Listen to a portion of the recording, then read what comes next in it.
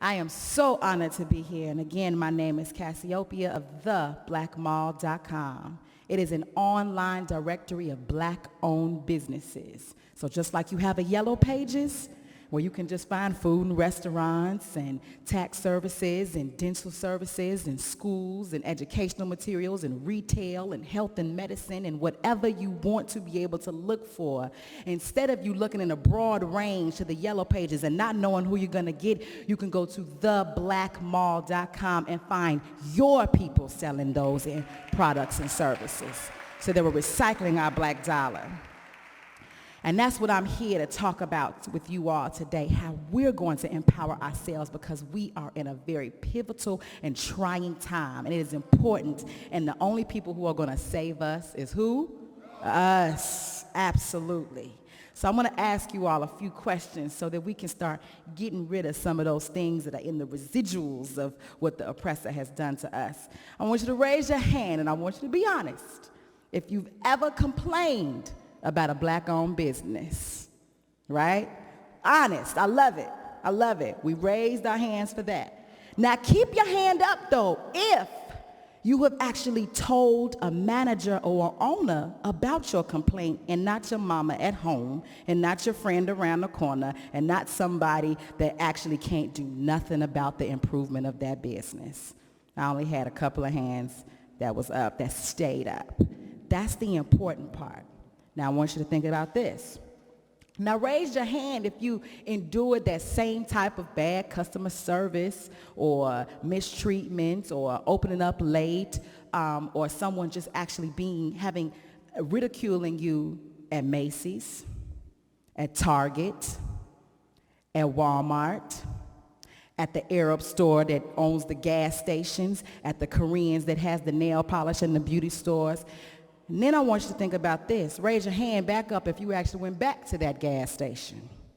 If you went back to that Macy's. If you went back to that Target. If you went back to that Walmart. We cannot be harder on ourselves than we are against the people who are. That does not make sense. We have to give ourselves the opportunity to improve. It is important for us to recycle that back in because, again, nobody's going to save us but absolutely. Now, did you know that 80% of black-owned businesses hire black people?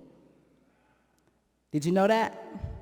80% of black-owned businesses hire black people. And because we know who we are and we know the struggles that we go through, we know the injustices that we face, that most of those black-owned businesses also will make sure they will hire our brothers and sisters who have had prior convictions or sometimes have gone down a path that we know this oppression has taken us down.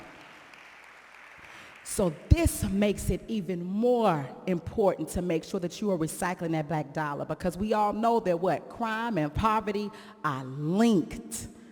So when we get rid of the poverty aspect, then we automatically get rid of the crime. So again, this is important. The Asian community recycles their dollar 28 times before it leaves out. The Jewish community does it 20 times before it leaves out. The European communities do it 17 times before it goes out. How many times do we recycle our dollar before it goes out? Anybody know? 6 hours. Not even a full day. Nowhere near a full day. We are a part of that injustice to ourselves.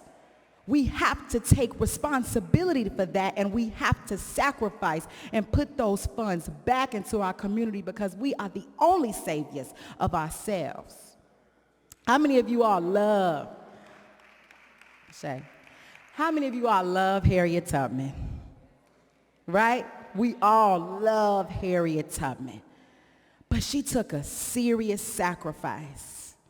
How many of you all really think about what she actually had to go through to go back and forth and back and forth and back and forth to free our ancestors so that we can sit here today and not be physically enslaved anymore.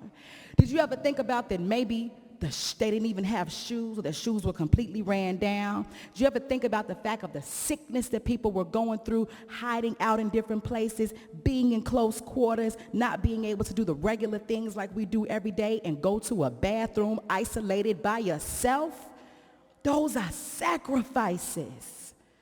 Sacrifices. And in order for us to now get rid of the mental enslavement and this economic enslavement, we have to sacrifice as well.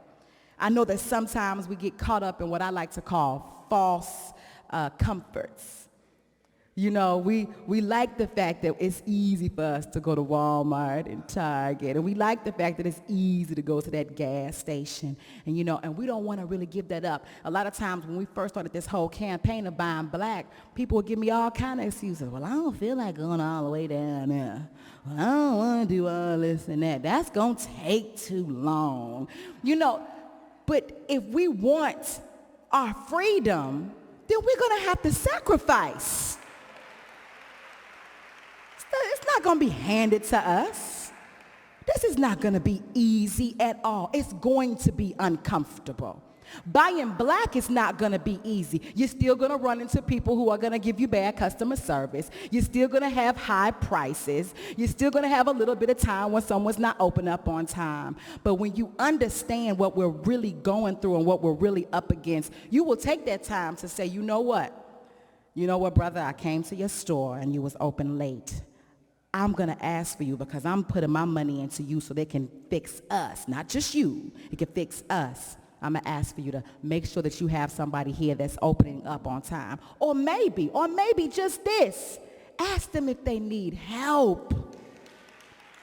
Did you ever think about that? When you're competing against Walmart and Target and Costco's and big boxes and people who are able to buy units in the millions at one time, and I'm trying to sell to you the same thing and I can only buy 100.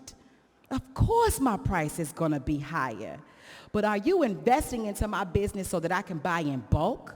Are we thinking like the Koreans and the Arabs, where actually there's only about 4 or 5 families that run all of the beauty supplies, that run all of the gas stations, and guess what? For all of those businesses that they have, those 4 families all buy all their products at the exact same time, and they get units upon units so that they're paying little and charging us up the wazoo.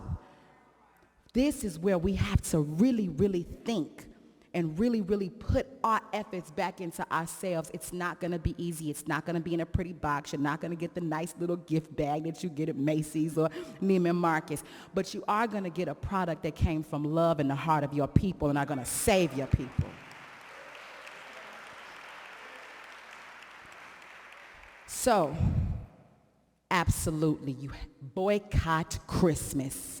Boycott Black Friday, Cyber Monday. Matter of fact, go to a Kwanzaa celebration. And the zawadi are the gifts that we give, that we make for each other. Not that we're just exploiting or buying because somebody saw something on the TV screen, right? So what you want to do is make sure that you are focusing on that. But I have to give you a little bit more. Because a lot of times, how many people have gone on Black Friday, not necessarily buy a TV or a toy, but to buy all of those paper products in bulk, to buy your soap in bulk, to buy your tissue in bulk and your toothpaste, because it's like, oh, I can get this real cheap at Costco and Walmart. This is where it becomes very serious, because those products are the products that we have to buy every single day. Christmas is an accessory. But the stuff that you have to buy, everybody, who uses toilet tissue in their house? See, those are the products that are also produced by your enemy. Scott's, Bounty, Angel Soft, Charmin, Solo, Dixie Cup. Georgia Pacific, who's owned by the Koch brothers, produces those products, and we buy them like it's like our life depends on it, not understanding and realizing that we are fueling the killing of our children. We are fueling the privatization of these jail cells. We are fueling and paying officers like Darren Wilson and the new guy who who dragged that sister across the floor in South Carolina at Sun Valley High School. These are the companies that pay them to do that job. So I want you to feel guilty when you go into Walmart or Target and you pick up that Charmin, or you pick up that Angel Soft, or you pick up that Bounty. I want you to feel terrible. Are you guilty for the demise of our children? Because you can tweet all you want to and be on Facebook and say, oh my God, this is terrible, Black Lives Matter and everything. But if you go right back out that next day and then you say, I'm going to go ahead and still buy this thing that fuels that engine, then you are no better than our enemy and our oppressors. I'm going to tell you, we have alternatives to that. We have a black manufacturer of bathroom tissue and paper towels and soap and deodorant and those necessities. And one of them is a brother from right in the Nation of Islam, Brother Kamos Muhammad, a Freedom Paper Company. And we have those products. So again, you can go to theblackmall.com and do that. And I have one last action item, and this is where I like to make sure that we're not just talking and speaking. So if you have $1, I don't want it, pull it out. I'm real serious. This is not for show. If you have $1, pull it out. And I want you to write Buy Black on it, just like I have right here. And this dollar is your responsibility.